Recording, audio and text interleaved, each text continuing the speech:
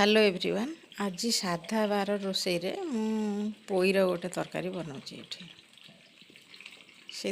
ये पोई तो तेल रे पोई की पकईकि फास्ट भाजुची भाजीदवा तापर ये पोईटा टिके भल भाव नरम ही आसिले से अन्य परिया सब जमीक आमर अमृतभंडा बोईतालु बैगण आलू सारू ये सब पकईकि टे घाटी देली ता भीतर मु लुण भी ये पकई देछि। एबे मु डाली पाई टिके एठी छुंक जोटा कि आमर बघारिबा सेटा तयारी करछि। एठी तेल पियाज फुटण आ लंका देकी एठी मु पोई पत्र को भी काटी रख देछि। टमाटो कटा होगी रही तर एबे टिके परिया को आ टिके देखले एठी मु कटा पियाज आ कटा टमाटो को पकई दूसरी। पियाजटा आम फास्ट तेल न पकईकि जदि एबे परे पकईबा कारण पोईटा आम टाइम लगुला भाजा को से पियाजटा पड़ जाता पछरे पकईले यार गोटे भल बहुत भल फ्लेवरटा ठीक ठाक आसो आ भल भी पियाजर टेस्टा आसो। ये मोर डाली पानीटा होगा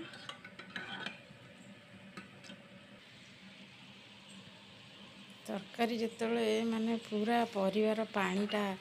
सुखिला सुखिला हो आम मसला जो मसलाटा को ये देदेले से मसला मुझे नहीं पियाज पियाज तो काटिक पकईली रसुण अदा जीरा लंका एतिकी पकईकी ढाकिले हलदी टिके पकईले। एबे जिते परिवा पूरा सीझी आसो मैंने मसला कषी होगी परिवाटा सीझी आसो जो आमर पोई अमृतभंडा टे समय लगे बेस सीझापी है सीझी सारापर आम ये आउ टिके पानी जो पूरा परिवार माने मसला पानी कषी हो गला पूरा मसला तेल टे छाड़ी आसला आम ये आउ पत्र जो काटिक रखी मुझे पकई देछि।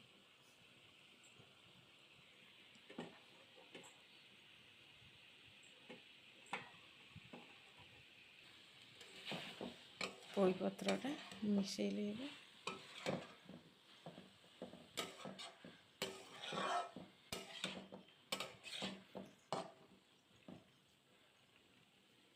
एबे आउ टिके ढांकी देले पत्रटा टिके भल भाव सीझिबो मिसिबो भी ता संगे।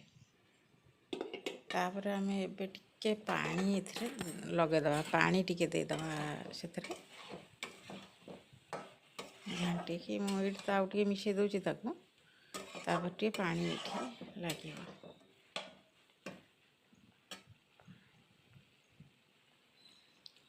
पानी ये दिगला यहाँ एमती गोटे बहुत स्वादिष्ट तो रोषे बना ए सोरिष कई पकाती मुझे सोरिष पकई नहीं कि सोरिष पकईले से गोटे अलग टेस्ट हुए सोरिष न पकईले ये गोटे अलग पिला बेसी टे पसंद हम सोरिषटा न पड़े जदि आमर आईष बारे कई चिंकुड़ी भी पकाती यहाँ तो आमर साधा बारे तैयारी हो तेणु यहीटा भी एत भी टेस्टी से दिन होता माने रोषेटा तापर ये पिला काले कौन खाइबे न खाइबे से आलू दीटा ओभेन रे पोड़िली ओभेन 2 मिनिट देती पुणी ता अपोजिट साइडटा को उल्टे आउ 2 मिनिट सीझा को मुझे छाड़ुची।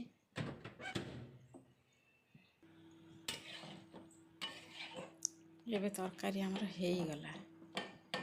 टिके मिसे मिसे मिसे मिसे देकी ये तो गैस ऑफ करदेवी तरकारी कंप्लीट हो गला। तरकारीटा देखा जाउची तो जहाँ कौन देखा जाउची जमीती भी किंतु एटा माने खाइबा को बहुत स्वादिष्ट। एठी मु आउ टिके